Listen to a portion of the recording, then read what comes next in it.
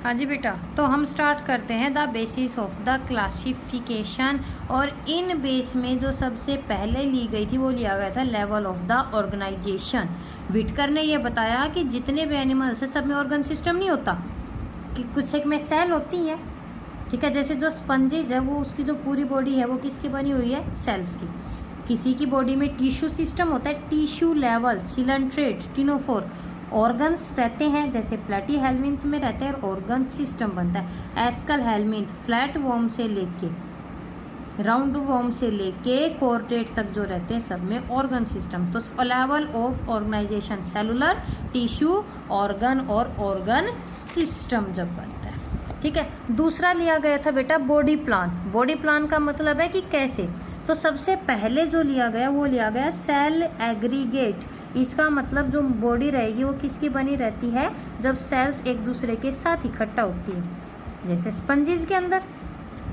Blind sac, blind sac का मतलब सिर्फ एक ओपनिंग। ठीक है, जैसे कि जो सिलेंट्रेट और जो फ्लैट वॉर्म्स रहते हैं बेटा, कोई भी चीज़ जब उनकी बॉडी के अंदर आती है या जब कोई भी चीज़ बाहर निकलती है उसके लिए सिर्फ एक ओपनिंग, ब्लाइंड सैक प्लान। और tube within a tube, जैसे हमारे साथ भी है, माउथ भी है, एनस भी है ना। इनटेक और आउटटेक के लिए जब अलग अलग क्या रहती हैं, ओपनिंग्स रहती है, this is known as tube within a tube plan. Clear. उसके बाद लिया गया प्रोटोस्टोम और ड्यूटेरोस्टोम। ये भी मैंने करवाया था बहुत अच्छे से। मान लो एक बच्चे की डेवलपमेंट हो रही है, ठीक है, अगर वो एनिमल जिनके सबसे पहले माउथ बने फिर एनस बने, उनको हम बोलते हैं protostome. Flatworm, roundworm, annelid, Mollusca और आर्थ्रोपोडा इसके अंदर आएंगे। ड्यूटेरोस्टोम्स, पहले एनस बनता है उसके बाद माउथ की फॉर्मेशन होती है। इसमें कौन आते हैं, इकाइनोडर्म्स, हेमिकोर्डेट और इसके अलावा आ जाएंगे कोर्डेट। ये क्या है, क्या करेक्टर है इनके, आगे आएंगे, लेकिन इनके एग्जाम्पल साथ के साथ करा रहे क्योंकि फिर जब एक्सप्लेनेशन करवाओगे ना तभी ऑटोमेटिक समझ में आते जाएंगे कि ये क्या था। ठीक है बेटा।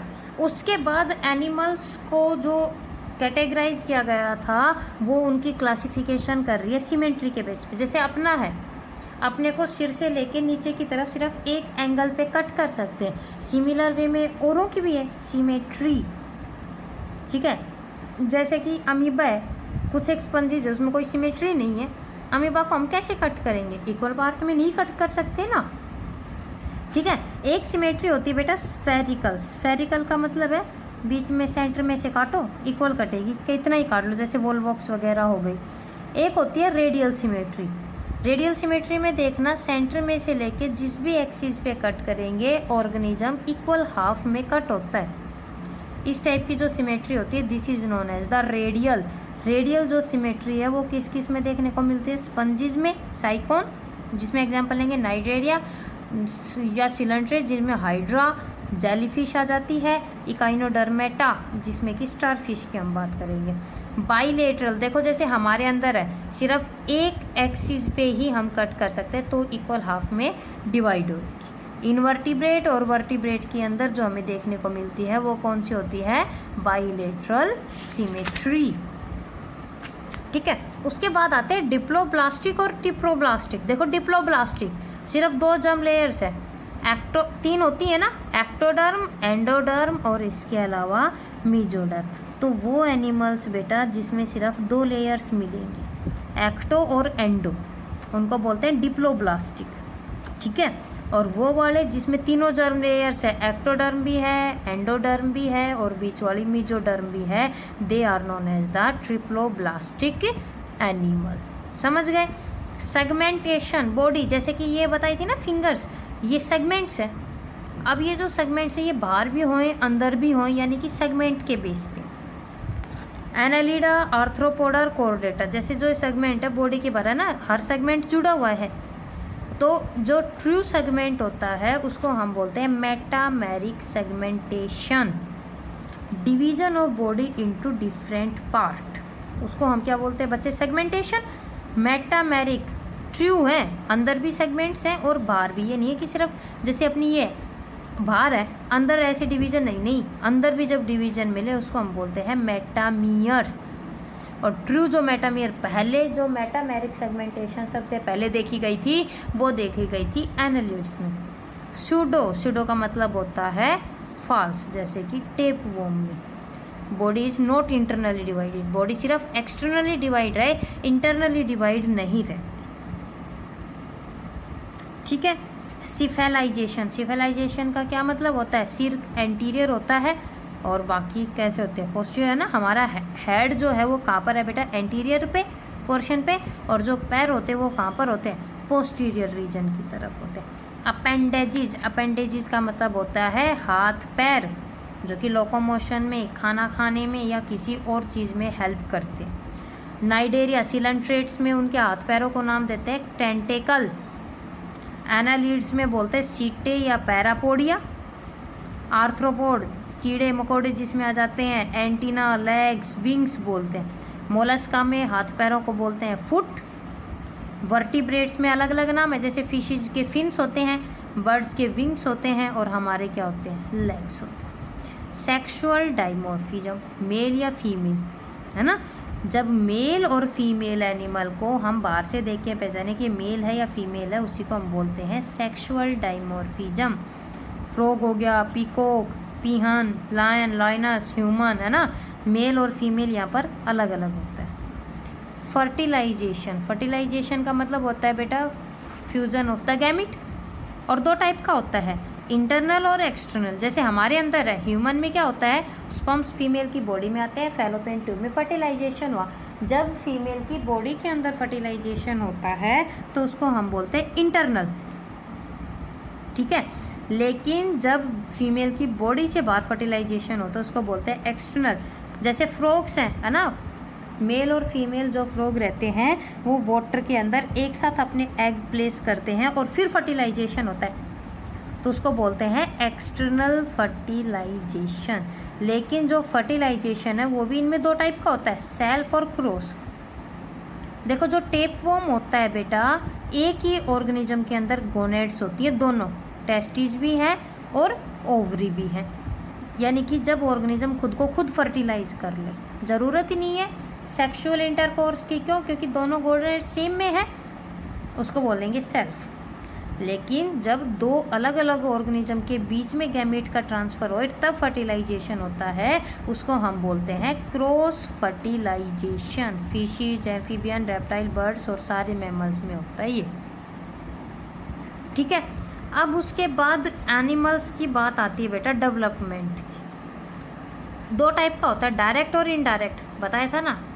जैसे कि हमारी जब हम बात करेंगे, हमारी जो डेवलपमेंट होती है वो कैसी होती है, हाँ भाई, हमारी डेवलपमेंट कैसी होती है पागलों, नहीं पता? चलो इसको पढ़ो तो आ जाएगी। चेंजेज, फर्टिलाइजेशन के बाद में अडल्ट बनने तक जो चेंजेस होते हैं वो होती है डेवलपमेंट। तो देखो direct development, young one resemble adult in all things. जो बच्चा रहेगा वो हर एक चीज़ में अपने पेरेंट के सिमिलर रहेगा, कलर में, साइज में, और कोई भी इंटरमीडिएट फॉर्म का मतलब है कोई भी लार्वल स्टेज नहीं आती। फर्टिलाइजेशन और जाइगोट सीधा बन गया अडल्ट में, जैसे हाइड्रा, अर्थवॉर्म और सिल्वर फिश। इनडायरेक्ट में यंग वन कभी भी अडल्ट से रिजेंबल नहीं करता। स्टेजेस आती है हमारी इनडायरेक्ट, है ना, पहले एम्ब्रियो, फिर फीटस, फिर चाइल्ड, है ना, बच्चा धीरे धीरे बड़ा होता है। जैसे सिल्क मोथ, ये इसका एक एग्जांपल और ले लो। टैडपोल लार्वा जानते हो फ्रॉग का? तो बेटा जो फर्टिलाइजेशन हुआ तो सबसे पहले वहाँ पर कौन बना, टैडपोल लार्वा बना, और टैडपोल लार्वा फिर चेंज हुआ किसके अंदर, अडल्ट फ्रॉग, ठीक है। एग की जब एनिमल एग की जब हम बात करेंगे तो तीन टाइप के होते हैं। योक तो सारे जानते हो, योक क्या होता है, ठीक है। तो अब योक उन एग में कितना है उसके बेस पे एग तीन टाइप के होते हैं, माइक्रो, मीजो और मैक्रो। माइक्रो का मतलब योक बिल्कुल कम है, सियरकिन, हर्डमेनिया, एम्फियोक्सिस के जो योक एग वगैरह रहते हैं। मीजो का मतलब थोड़ी सी मॉडरेट अमाउंट है, और मैक्रो योक बहुत ज़्यादा है। इंसेक्ट, शार्क, बोनी फिशीज, रेप्टाइल्स, बर्ड्स और एग लेइंग मैमल के एग में योक बहुत ज़्यादा होता है। अब योक कहाँ पर है, यानी कि कैसे कैसे वो फैला हुआ है, कि उसकी डिस्ट्रीब्यूशन के बेस पे भी हम उसको कई सारे टाइप में तोड़ते हैं। होमोलेसिथल एग, होमो का मतलब है यूनिफॉर्मली, मतलब पूरी में इक्वली फैला हुआ है। टीलो का मतलब होता है वेजिटल पोर की तरफ ज़्यादा है। मियोलेसिथल लगभग पूरे के पूरे ऊप्लाज्म को घेर रखा है। अगर वो सेंटर में है तो उसको हम बोलते हैं सेंट्रोलेसिथल। क्लियर? चलो, उसके बाद एम्ब्रियो, जानते हैं ना 8 वीक तक का जो बच्चा रहता है उसको एम्ब्रियो बोलते हैं। 8 वीक से ऊपर से लेके और जब तक वो पैदा नहीं हो जाता तब तक हम उसको बोलते हैं फीटस। बॉडी कैविटी पता है था, जिनकी बॉडी में कोई कैविटी नहीं रहती उनको बोलते हैं एसिलोमेट्स। स्पंजिज, नाइडेरिया यानी कि सिलेंट्रेट्स, टीनोफोर और फ्लैटवर्म। स्यूडोसिलोमेट मीजोडर्म टुकड़ों की फॉर्म में है, यानी कि एक्टोडर्म और एंडोडर्म के बीच में मीजोडर्म है लेकिन टुकड़ों की फॉर्म में है, कैविटी ट्रू नहीं है, उनको हम बोलते हैं स्यूडोसिलोमेट एनिमल्स। बेटा ये सारी टर्म्स आएंगी आगे। दूसरे होते हैं ट्रू, जिनकी बॉडी में ट्रू सिलोम देखने को मिले उनको हम बोलते हैं यूसिलोमेट और सिलोमेट। ठीक है, वो बॉडी कैविटी जो कि मीजोडर्म से बनी, पैराइटल पेरिटोनियम और विसरल पेरिटोनियम, और जो कैविटी है वो होती है सीलोम। तो ट्रू जो सीलोम होती है, ट्रू जो बॉडी कैविटी होती है उसी को हम बोलते हैं यूसिलोमेट। तो जो ये ट्रू सीलोम होती है बेटा ये भी 2 टाइप की होती है, साइजोसीलोम और एंटेरोसीलोम। देखो साइजोसीलोम जब मीजोडर्म स्प्लिट हुई तब जब उसने बनाई, एनालिड्स में, आर्थ्रोपोड और मोलस्का। एंट्रोसीलोम जो मीजोडर्म है वो एम्ब्रियोनिक गट से जब बनती है उसको हम क्या बोलते हैं, एंटेरोसीलोम।